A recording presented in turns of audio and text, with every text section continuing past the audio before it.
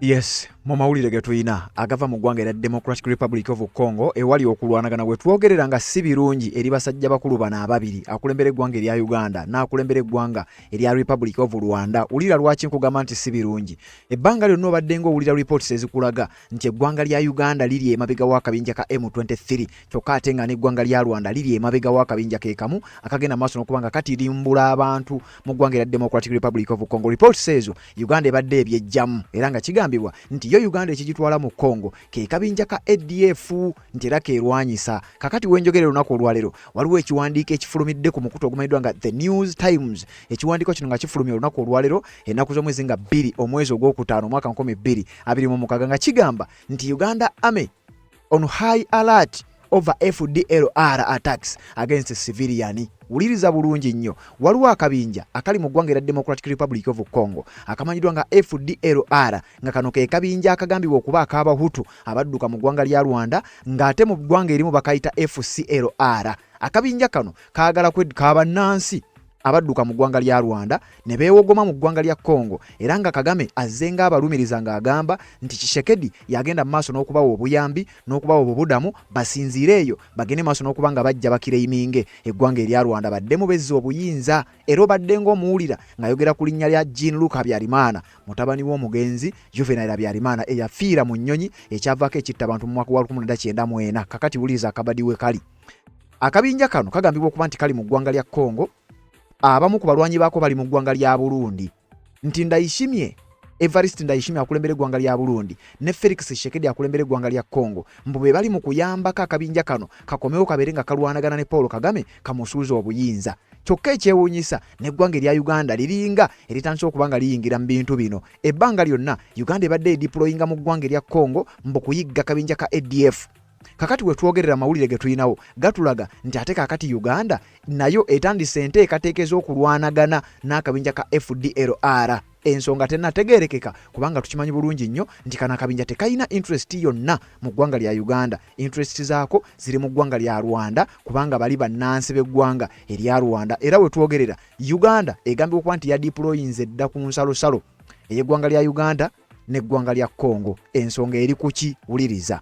Wano wabaawo awuliriza ng'ova mu district nga Kisoro ne district endala eziri wansi eyo kubanga batugambye Uganda yatandise okukola zi patrols amagye gaabwe nga geekenneenya ensalosalo eziri okumpi n'eggwanga erya Democratic Republic of Congo. Mbuka weefube mbu akabinja kana ka FDLR mbu katandise okutta abantu ba civilians mu Uganda.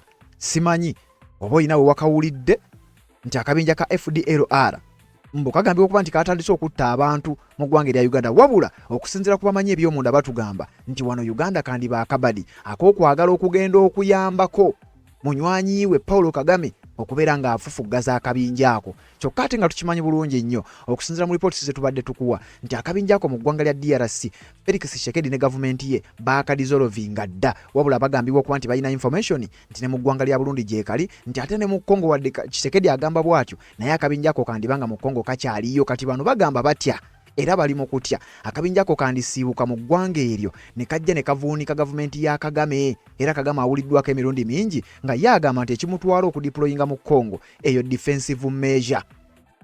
Uganda egenda mu ggwanga lya Congo mbu yeerwanagana akabinja ka ADF.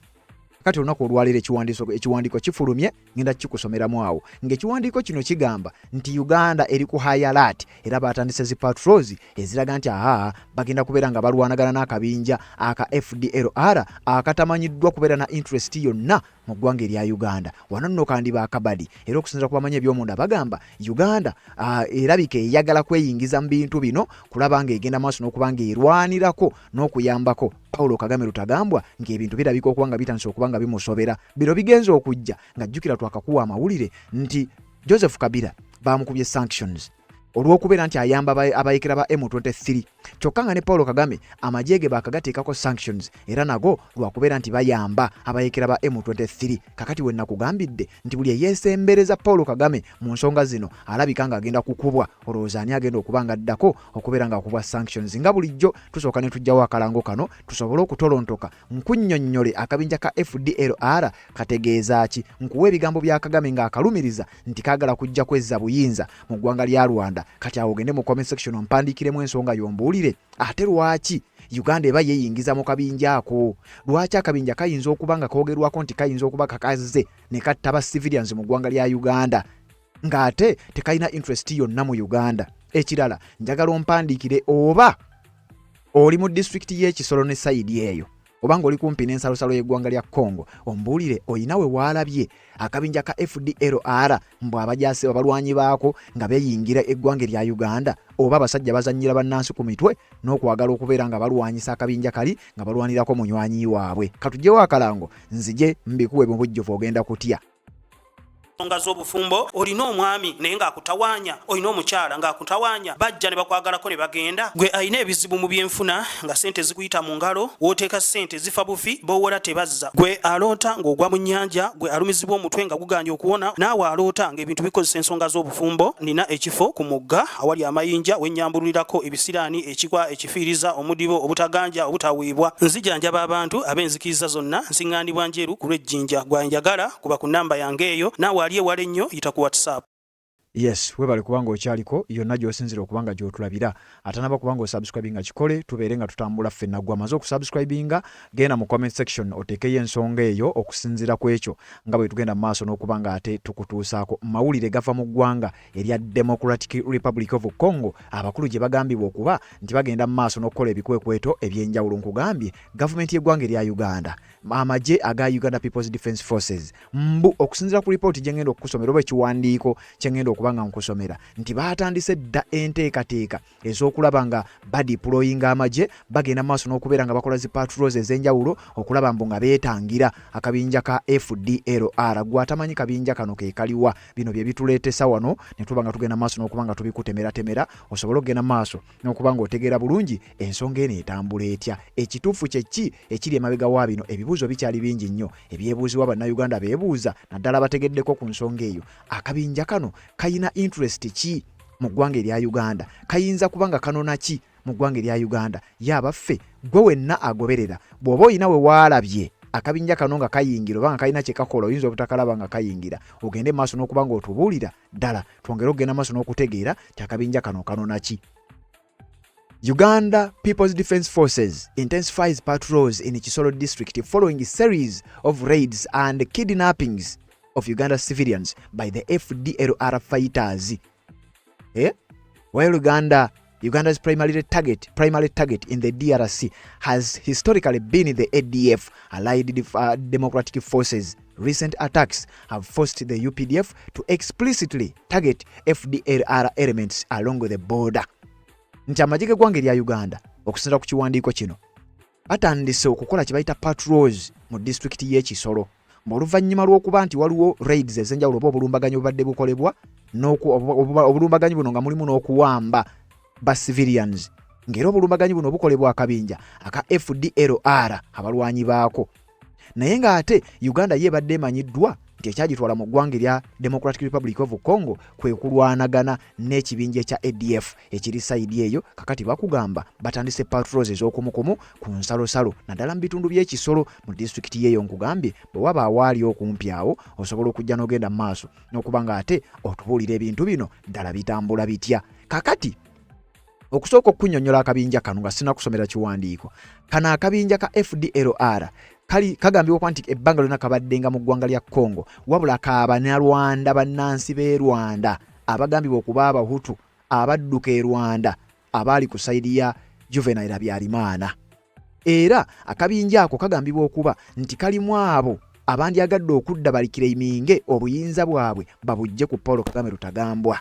Era Paul Kagame abadde nga yeemulugunya ku Felix Tshisekedi nti yali mu kuyamba akabinja kano ng'ayamba omu ku abo bagamba oba baalumiriza nti be bali mabega waako ng'oyo si mulala ye Jean-Luc Habyarimana mutabani w'omugenzi Juvenile Habyarimana eyafiira mu nnyonyi mu 1994 ekyavaako ekittabantu mu ggwanga lya Rwanda. Era Kagame binazze nga abyogera nti mutabani wa Habyarimana yali mabega w'akabinja ako aka FDLR kaagala kujja kutwala buyinza mu ggwanga lya Rwanda. Kakati ate owe Uganda akugamba nti katandise okuwamba abantu mu Uganda bw'obalaabalamu era bw'ogattagattamu olaba nga kisoboka.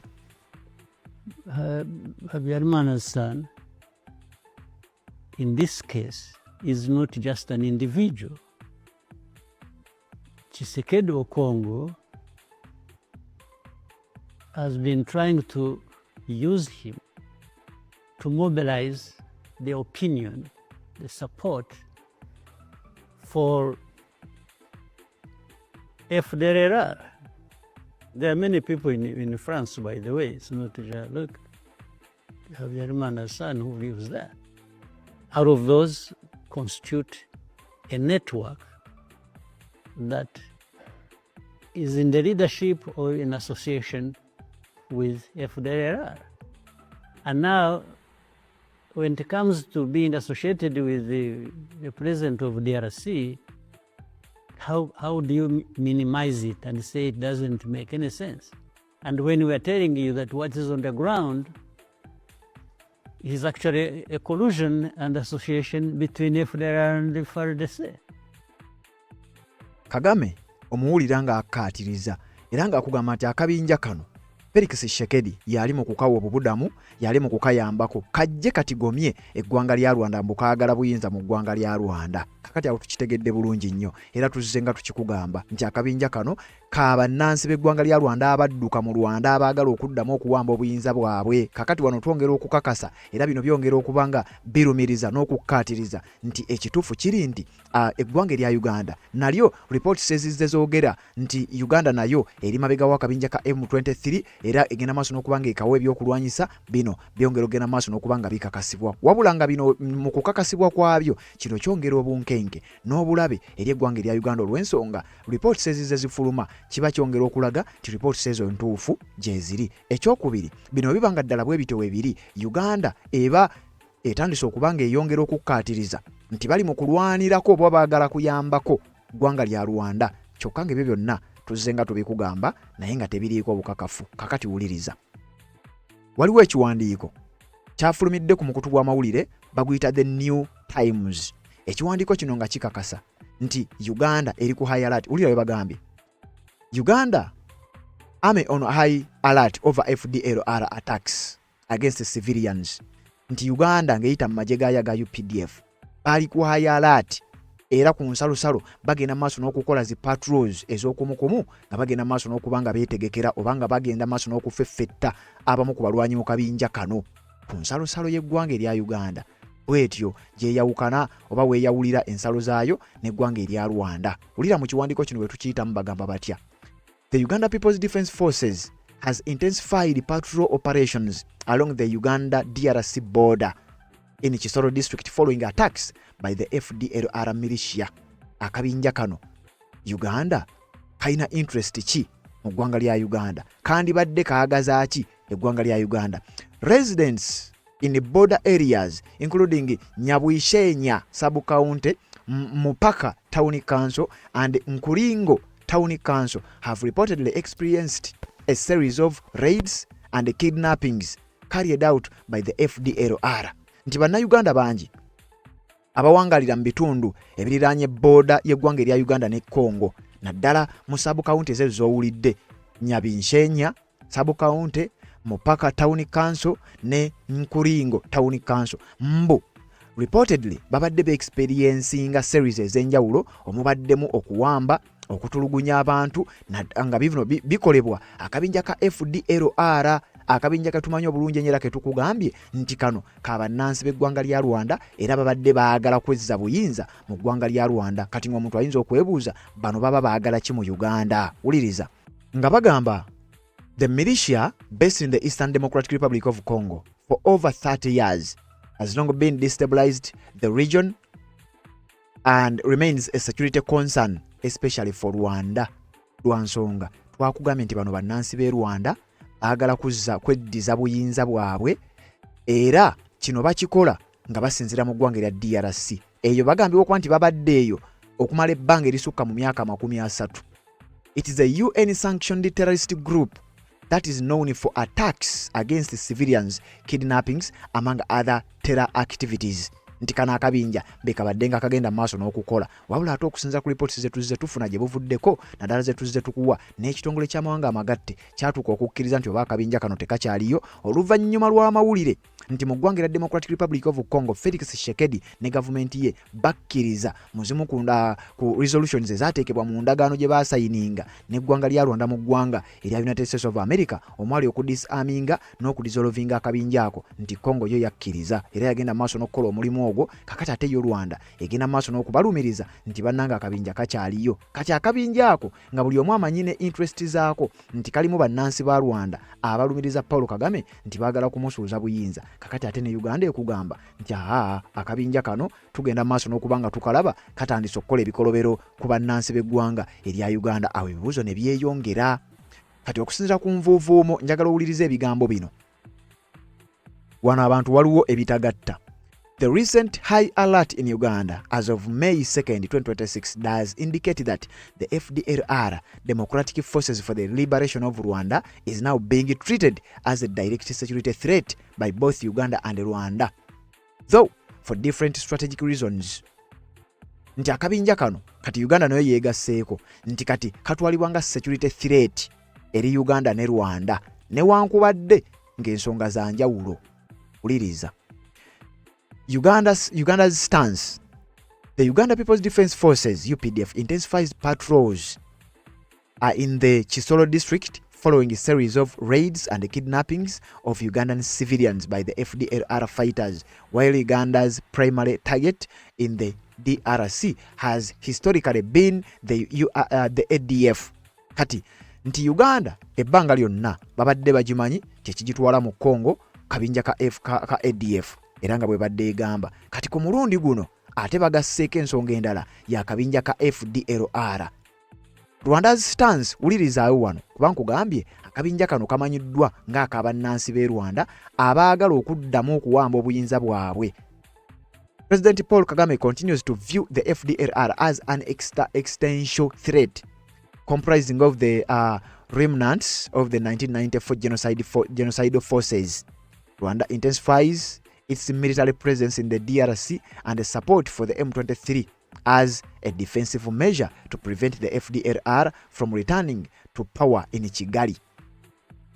Owulidde bulungi nti President w'eggwanga erya Rwanda Paul Kagame ye akabinja kana akatwala nti keekaabo abantu abagezaako okugenda maaso n'okubanga beegwanyiza obuyinza mu ggwanga lya Rwanda nti era ne mu kukola kino bano basinzira mu ggwanga erya Democratic Republic of Congo baagala okujja mu ggwanga erya Rwanda okwezza obuyinza kyokka ng'ate gye buvuddeko waliwo amawulire agaafuluma nga gatugamba nti waliwo abamu ku bayeekera mu kabinja kano aka FDLR Rwanda be yakwata ne bakwata ne bakola kye bayita reintegrated ne babazza mu magye era agamawulire gaafulumira ku mukutu gwa CGTN.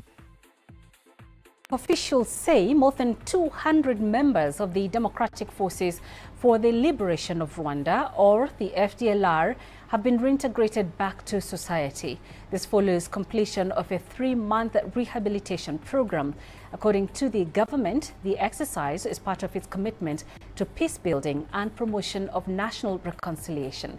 Meanwhile, in the Democratic Republic of Congo, the army says it has launched an operation to track down FDLR rebels in the eastern region. The process is among the conditions Kigali set for withdrawing its troops from Congolese territory under a U.S. brokered deal.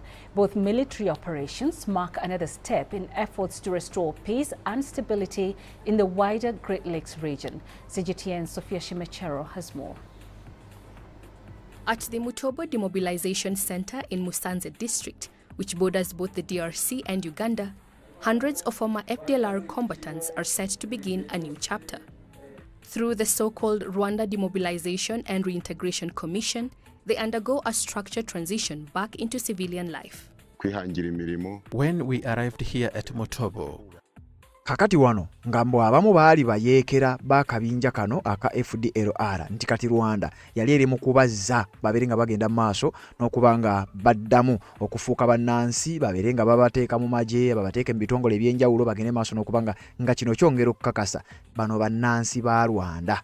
Era naye abamu ku bye balwanya mu Congo interest za kweddiza buyinza mu ggwanga lya Rwanda. Kakati omuntu yandyebuuzizza ate bano baba banona ki? Ensonga interest kize balina mu ggwanga erya Uganda. Wano twayongedde okuwa akatambi olunaku olwajjo, twakuwadde amawulire olunaku olwajjo nti eggwanga erya Rwanda buli munywanyi waayo oba buli muntu yenna akolaganye nalyo naddala ku nsonga ezeekuusa ku M23 n'eggwanga lya Congo agenda kukubwa nga bwe walabye Joseph Kabila bwe baamukubye sanctions ezagenze maaso n'okubanga ziruma. Olunaku lwajja amawulire ago ne tugakuwa eggwanga lya Amerika lyamutaddeko envumbo era nga takyasobola kukola transaction zonna lwa nsonga balina information nti ayamba abayeekera ba M23. Kakati olowooza ani ayinza okuba nga ayolekedde naye okukubwa sanctions zezimu? Batugamba eggwanga erya Uganda n'eggwanga erya Rwanda balabika balina interest ezifaanagana mu ggwanga lya Congo newankubadde nga side emu omuntu omu abyegaana. Traditionally, Uganda and Rwanda have been at odds over their roles in the DRC, with the United Nations expert previously alleging that Uganda supported the M23 group, the group Rwanda is also accused of controlling. However, the FDLR's recent shift towards attacking Uganda civilians has created a rare common enemy. Nti kati wano waliwo statement egamba nti gye buvuddeko Rwanda ne Uganda babadde balwanira ensonga za njawulo newankubadde ng'abamu ku ba experts okuva mu kitongole ky'amawanga amagatte baalumiriza nti Uganda supporting akabinja ka M23 ate nga akabinja ako koogerwako nnyo nti ate Rwanda yeri emabega waako. Kakati bino ebibanga bibuzaabuza kati shift ekyo kwegamba babaddewo shift babaddewo okukyuka okwa emboozi egenda maaso mu Congo oluvannyuma lwa mbu attacks ezikoleddwa akabinja ka FDLR mu ggwanga lya Uganda. Omuntu nga yeebuuza mu Uganda tekaba kaagalamu ki? Wano tewabaawo okutuyiya nga ddala akabinja kano tekaliiwo wabula nga abakulu bandyagadde okufuna either akasente okulumbirako eri oba oliawo okukola ebintu ebirala bwe bityo. Akabinja kano kategeeza ki? Akabinja kano nkugambye kabinja k'Abanyarwanda bagambibwa okuba nti baagala kuggyako buyinza bwa Kagame era mbu baleka basinzira mu Congo oba eri eyo ne mu ggwanga lya Burundi. Era mu Congo tukamanyi nga FDLR naye ate nga gavumenti ya Congo yategeeza nti yakadissolving oba yatandika process ey'okudissolvinga. Kagame ndiye n'agamba n'abiwakanya era n'ategeeza nga bw'atajja kujja majeege mu ggwanga erya DRC okulwanagana ne kusigala nga kugenda mu maaso.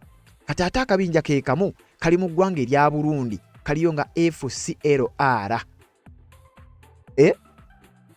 Mu Congo bakaita Democratic Forces for the Liberation of Rwanda. Ate mu Burundi bakaita Common Front for the Liberation of Rwanda. Nga bano be bantu be bamu abaali mu buyinza bwa Rwanda. Paul Kagame najja n'abo basuuza oluvannyuma lw'okufa okwa Juvenal Habyarimana. Kakati okusinziira ku information batulaga nti kana akabinja abantu baako be bamu. Era akali e Congo katandikayo mu 2000 then mu Burundi ne katandika mu mwaka wa 2022. Kati bino nga byongera ebibuuzo bingi nti ddala wano kimanyiddwa era kitegerekeka nti bano baagala kudda kuwamba buyinza kubukyuza Kagame babere nga baddamu okukwata obuyinza era balabika bakulembeddwamu mutabani wa Habyarimana amanyiddwa nga Jean-Luc Habyarimana. Kakati wano babeebuuza kati Uganda ebiyingiriramu wa? Tewabanga waliwo akabadi ng'omukulu omu ayagala kulwanirako munne obanga seekyo ayagala kutaasa munne ayinza okuba nga ali mu kaseera akazibu ak'okubeera ng'akubwa eggwanga erya Democratic Republic of Congo. Wano waliwo ebitagatta naye nga bulijjo tutera okutambula ne bannaffe bangi nnyo mu nsonga nga zino. Nina wano obubaka okuva ewa muganda wange Shama owa Foreign Policy ng'akutemeratomera ensonga zino bulungi nnyo kubanga oba oliawo information ye oyinza okugitegeeramukko okwongera okumunyongukamu n'okumanya ensonga zino nga bwe zigenda mu maaso n'okubeera nga zitambula. Muzannyo ky'abakulu gwe bazannya mbeera kyeteekeddwawo kiki ekiri emabega wa bino byonna njagala ngende maaso n'okuba nga mbikuwa ng'era nsinzira mu katambi kano ak'omukulu Shama Fatid owa Foreign Policy nga bw'omanyi ffe tutera okuba nga tukola owulirize bulungi nnyo then ku nkomerero ojja kuba otegedde ensonga zino wa gye zigenda maaso n'okuba nga ziggweera. Kati wuliriza.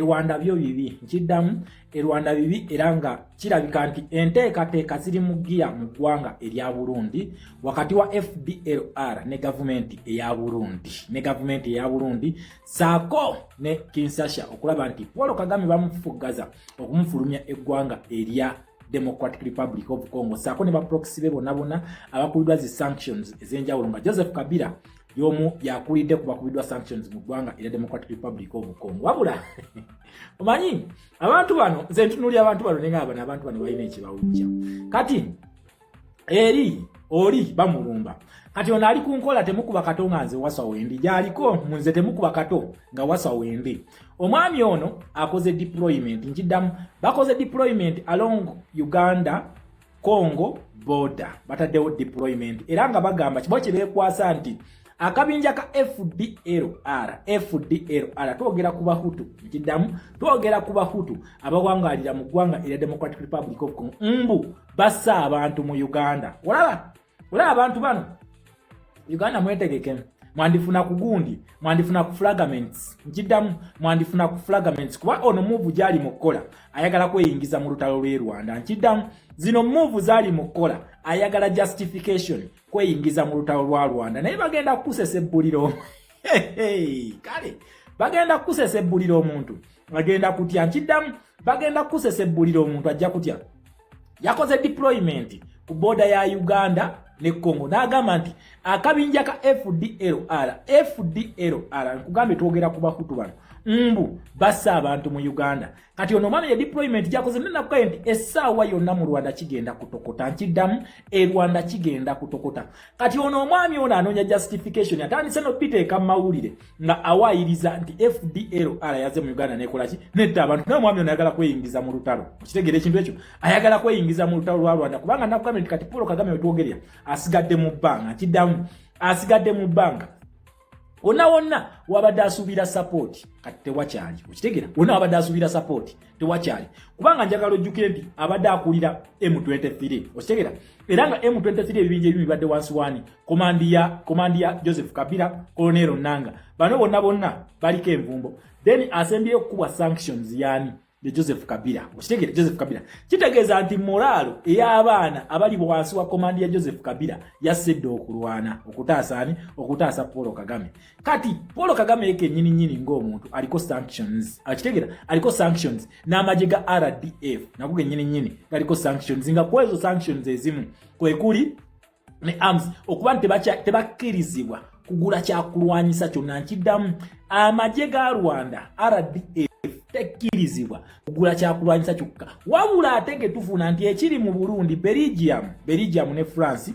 bakutte FCLR ne bajiwa ebyokulwanyisa nkiddamu FCLR bajiwadde ebyokulwanyisa ono gyayita FDLR kati olw'ensonga nti ye tebannamuwujja sanctions zino zimulemesa kugula byakulwanyisa bino one of the moves zayagala okukola okusupplyinga Paul Kagame ebyokulwanyisa kwe kuwayiriza akabinja ka FDLR mbukazze mu Uganda ne kakola ki ne katta abantu bannanga abali ku boda mutubuuse mwalabyeko ku FDLR ngetta abantu mu Uganda bino report efulumiziddwa UPDF okitegera nti FDLR yazze mu Uganda netta abantu ku boda naye nkugambye move ono gyali mukola ayagala kweyingiza mu lutalo bulijjo batugamba nti ADF yeteralizinga Uganda era bomu ze batukuba emirundi ndoza gyali emirundi bomu 4 emirundi 2 kwa bomu 3 zakuba ku Ethiopian village n'endala nezikuba erugogo yes ontegera zali bomu 2 nezikuba erugogo then bomu endala ne bazitukuba ku Matazide then ezaddako ne bazikuba Kaleru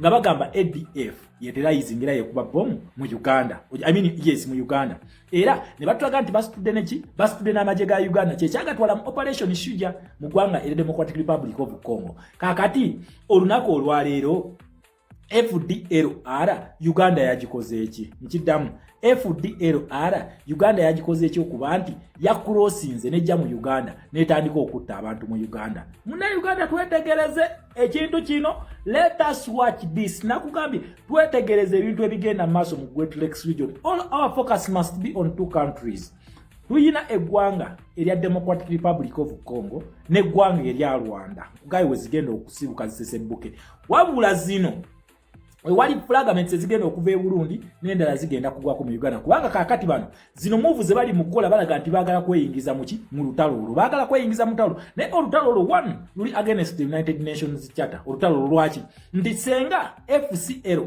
FCLR ekera kumacha nerumba Rwanda FCLR senga ekera kumacha nerumba Rwanda tebakkirizamu direct intervention yansi yonna kubanga bali bannansi mawanga gegalwana nkiddamu tebakkirizamu direct intervention yansi yonna kiki olina okukola gwe ojja kusupplyinga busupplies naye ng'ate wetwogerera essaawa eno Rwanda baagigana ogisupplyinga ekintu kyonna ate senga omuntu era naasupplyinga Rwanda ekyokulwanyisa kitegeeza nti abeera against the United Nations Charter ekitegeera arms ban okitegera nga Uganda we yakola olutalo olwo South Sudan luli wakati waki wabanwalu n'abaki n'abadinka okitegera wabula ono kyeyakola n'atandika okusupplyinga abadinka ebyokulwanyisa and they involved directly ne bagenda ne bakuba abantu abanwa okitegera abakulirwani Riek Machar kitegeeza olunaku olwaleero senga FCLR egezaako negamba nti kati kulumba Rwanda tugenda kulumba tuddayo waffe kitegeeza olutalo lw'abannansi toyina kubyeyingizaamu muyina kubeera bbali Uganda eyina lolo ki mu ggwanga erya Rwanda bakulu mwagala kutuyiya tubalaba munna Uganda twetegereze wakati nga diversion nyingi mu Uganda ekigenda maaso kitokota kifumba mutuku kiddamu kifumba mutuku wano ku mulirwano kifumba mutuku wabula n'ono naye ayagala kubyeyingizaamu kiddamu ayagala kubyeyingizaamu twagala basooke batubuulire FDLR eyina interest ki mu Uganda okusobola okujja nti no bazze ne waffe ne batta abantu gabujjo batugamba ADF yetabana Uganda bujjo batugamba ADF kakati onako olwaliro batugamba FDLR yalumbye kitegeeza nti bano okudeployinga yo deployment gye batadde ku border bali ku alert bagala kulumba kabinja kanaka FDLR naye mugende bagenda kubagolola ettumba mugende eyo bamulowooza nti no be bali ab'okuzannyirako kati mugende eyo omanyi essaawa eno pressure etabuse wano ne ku mulirwano abasajja bafa mutegera abasajja bafa naye no pressure egenda kubakozesa ensobi kiddamu pressure eno egenda kubakozesa ensobi ze mugenda okwejjusa nga mumaze otuuka emagombe mutegera kati mbu ono atandise okuwayiriza atandise bipropaganda byabwe wabula ku luno nze mbabuli ebyo bipropaganda tebigenda kukola nkiddamu ebyo bipropaganda bimukuba ku FDLR temusobola kuba kati now they are darlings bano badalingi babali bano badalingi ababaleeta ku ntebe kati FCLR bafuuse badalingi era mbabuulira kino senga mugeza ne muyingira mu nsonga ezo senga muyingira abantu bano batuletedde protection of the sovereignty okitegera batuletedde protection of the sovereignty bill batuse ne beegana kyokka ate kakati bo bennyini bebagala okuteeka ennyindo yaabwe mu nsonga za ggwanga eddala okitegera bo bennyini bagala kuteeka nnyindo zaabwe mu nsonga za ggwanga ddala kyokka nga bo bagamba nti amawanga amalala tegalina kukola ki tegalina kubalingiriza kakati ate bo bakwata nnyindo zaabwe baziteeka mu nsonga za ggwanga bibakwatirako wa FDLR ebakwatirako wa tenatta ku bantu mu Uganda mutuleetere evidence mutuleetere ne video evidence nga FDLR etta abantu mu Uganda mugituleetere oba temwagala kweyingiza mutalo kubanga bakimanyi ono omusajja bagenda musesebula bagenda musesebula nga teri n'omu ataasa nkiddamu bagenda musesebula nga teri ataasa for so many occasions tumulabye nga ate kakati mmwe abakulembeze ba Africa mwetunula eri oluyira lukutte faamu y'omuntu luli mu kujookya mwe musirise naye oluyira luno mwerabidde nti empewo simanyi tuli mu muyaga gujja kufuuwa empewo nammwe ejje ku faamu zammwe ekoleki oluyira lutuukeyo okitegeera mbu empewo ejja kufuuwa omuyaga gugende mu luyira gwokye ne faamu zaabwe babanga tebafuddeyo kola kikumutaasa kati kyobolaba ono atandise okuwayiza mbu afune justification emutwala okulwana okitegeera mbu afune justification emutwala okulwana naye we are watching closely and we are moving every step nakugaba ekintu bakita geopolitics yagenda mu maaso kati we banakutunuza mu politics wa Uganda owedde toyina kyogenda kumanya bula tulina kwekumira ku geopolitics tulabe ebintu bino gye bigenda okugwera bagita new world order gye tulinyumiza abazzukulu n'abaana baffe nti twaliwo ng'abasajja bano bashapinga new world order nga bagishapinga twalabako ku Paul Kagame yali afuze Rwanda emyaka 3 ng'agenda ngabula eyamutwala ate yali mutabani w'omugenzi ate gwe yajjako gwe baali bayita Habyarimana ne bamuleetera Jean Locke Habyarimana. So these are stories to tell. These are stories to tell and we are going to witness this. Nkiddamu tugenda kukiwitnessinga olutalo lugenda kulumba mu ggwanga erya Rwanda erwa Rwanda. Omwami ono yeetegeka naye kulumba FCLR. zigenda kudda okunywa. Zigenda kudda okunywa. Tulinze ne zigenda kudda okunywa. Ono omusajja ono bamuteredde options ezi. Waliwo option ya FCLR weri. Wabula ate waliwo ne option ey'okubiri ya NCDR, the National Commission for Democracy in Rwanda, for Democratic Rwanda weri commission eyo. So nga either they are going to end this through politics or political solution je bagenda okufuna political solutions okulaba tibamalawo embiranya wakati waabwe ne gwanga eryaki ne gwanga ne government ya Paul Kagame. Obase kyo bagenda kwerumbisa akabinja ka FCLR okulaba nga bakolaki nga bakimaliriza ekintu kino. So it is up to them to choose. Zenenze nabagamba ekintu kino ndi wakati ebintu bino ngambi basomesa wakati nga nkulaga nti side eri enyigirizi wambi ogera ne mugamba okay wekubira nnyo side ene ya people power biki si kwekubira side ya people power. That is the reality of the story. Wekityo bwe kiri era mubiraba nti side waliwo side gye banyiga bajinyiga embirizi okitegera. So sina ngeri ki yakubalimbamu. These guys they stand a chance, they don't. But I always said this era mu videos zange nja kukyogera ne mbagamba nti estage no twetaga bafirika kwerwana tetwetaga kwerwana. Let us find a political solution. Tugende mukalulu omuntu bakuba akalulu otule okitegera.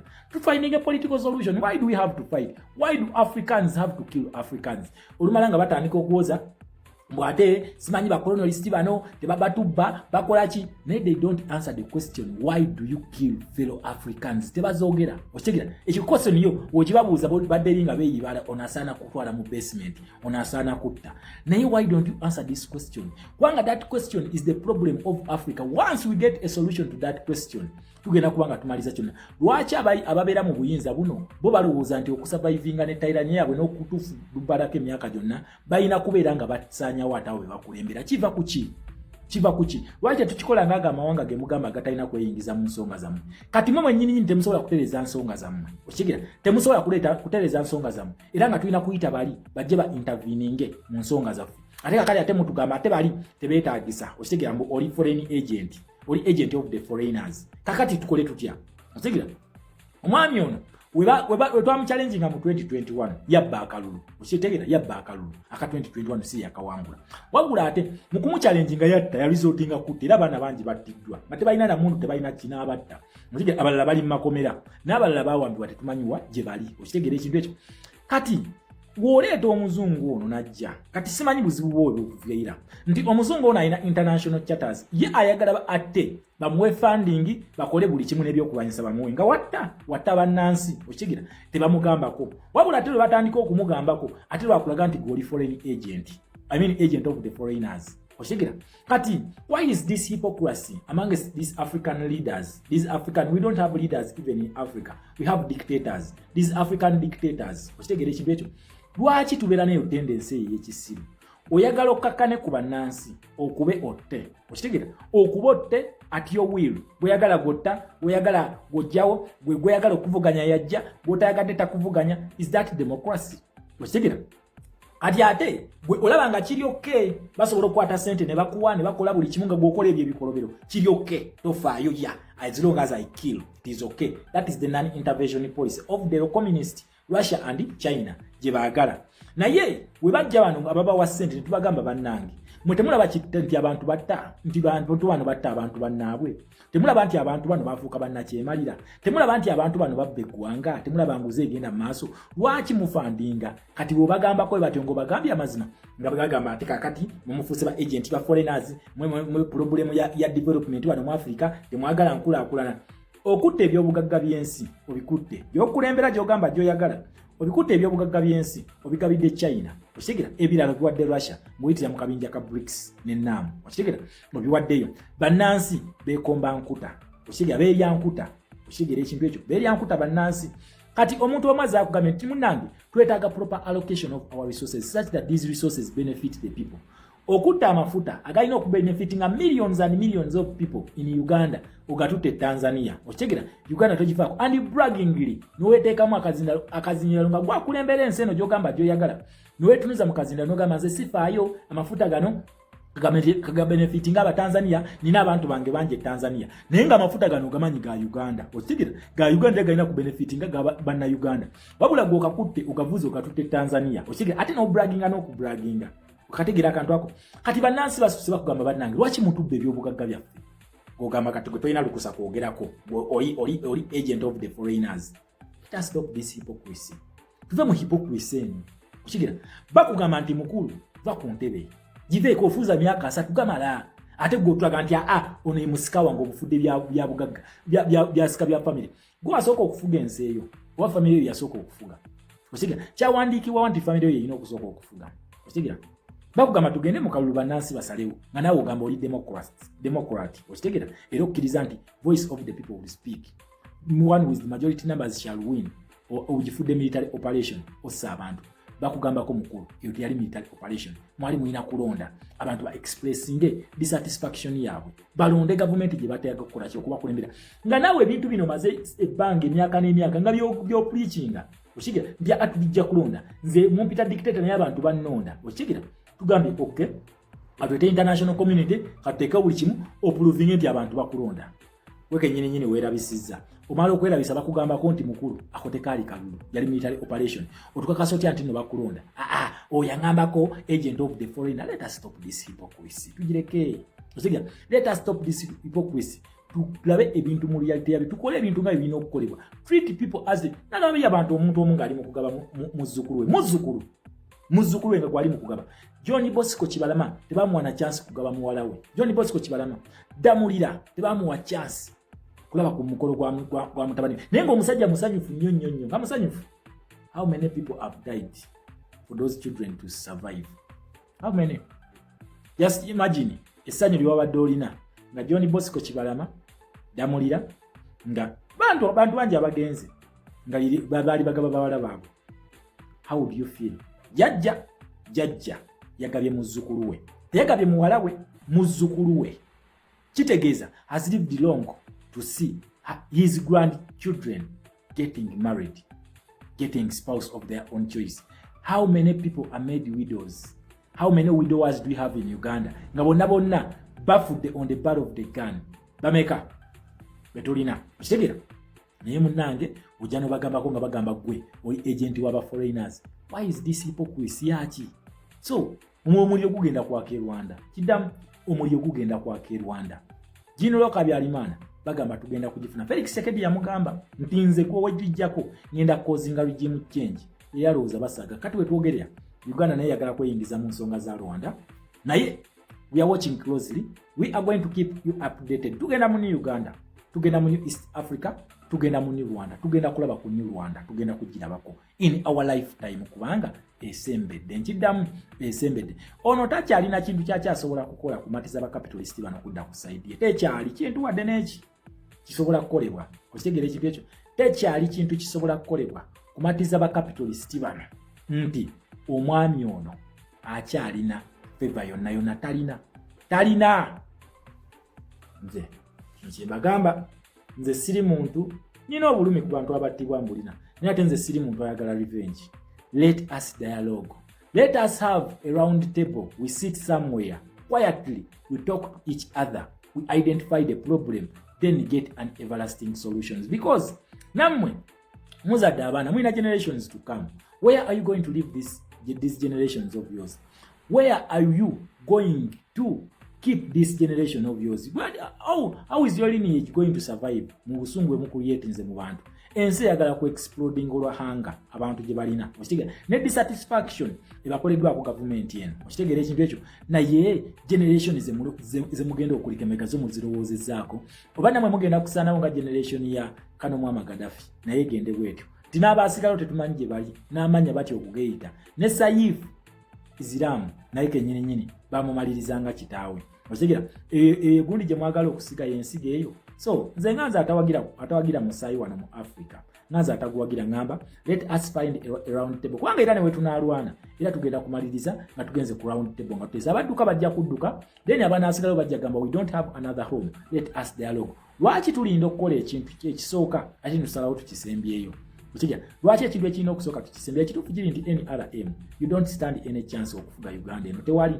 Temusobola kustandinga chance yonna afuga Uganda eno. Nze ekintu kye ngamba kiri ki, let us call for a peaceful avenue that is through dialogue. Tulabenga ebyasobola byonna musobola okusaba Amnesty nga Jerry Rawlings we yakikola, Daniel Arap Moi we yakikola, Edgar Lungu we yakikola. Let you not go like Kanumwama El Gaddafi.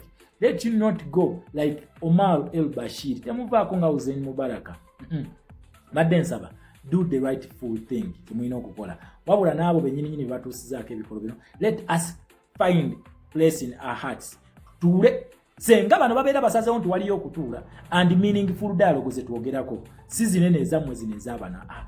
Twogera ku meaningful dialogue ze twetaaga. So, bwe zibanga meaningful dialogue, we can sit on the round table because His Excellency Kyagulanyi always tells you n'abagamba nze ndi ready okuteesa nammwe n'enjagala enteeseganya za kisajja kikulu nga political prisoners bateereddwa ate kati bano mugenda kubata because ne kati ne chances zibaweddeko mugenda kubata. Amnesty International ejja kubanyiga nkiddamu. Amnesty International ejja kubanyiga, mujja kuta abantu abo, mujja kubata. Ekyo tugi saga twerimbe na kwerimba mujja kubata. Come rain come sunshine mugenda kubata. Wamwagala obate mwagala. Otherwise you are going to be forced to do it. You will do it peacefully or you are going to be squeezed and forced to do it. So let us not just sit around the bush. Let us go in for the rightful avenues to see this our country and the Great Lakes region plus the East African region shine. Now it is only going to shine if we avoid the greedy tendencies zetulina. Singa tunalekera greed n'omululu, East Africa egenda kubeera yatabunyo because we have whatever it takes to shine, to overshine every country in the world for God and my country Uganda. Ensonga z'obufumbo olina omwami naye ng'akutawaanya, olina omukyala ng'akutawaanya, bajja ne bakwagalako ne bagenda. Gwe alina ebizibu mu byenfuna nga ssente zikuyita mu ngalo, w'oteeka ssente zifa bufi, b'owola tebazza. Gwe aloota ng'ogwa mu nnyanja, gwe alumizibwa omutwe nga guganja okuwona, naawe aloota ng'ebintu bikozesa ensonga z'obufumbo. Nina ekifo ku mugga awali amayinja we nnyambululirako ebisiraani, ekikwa, ekifiiriza, omudibo, obutaganja, obutawiibwa. Nzijanjaba abantu ab'enzikiriza zonna, nsiŋŋaanibwa njeru ku lw'ejjinja. Gwanjagala kuba ku nnamba yange eyo, naawe aliye wale nnyo yita ku WhatsApp.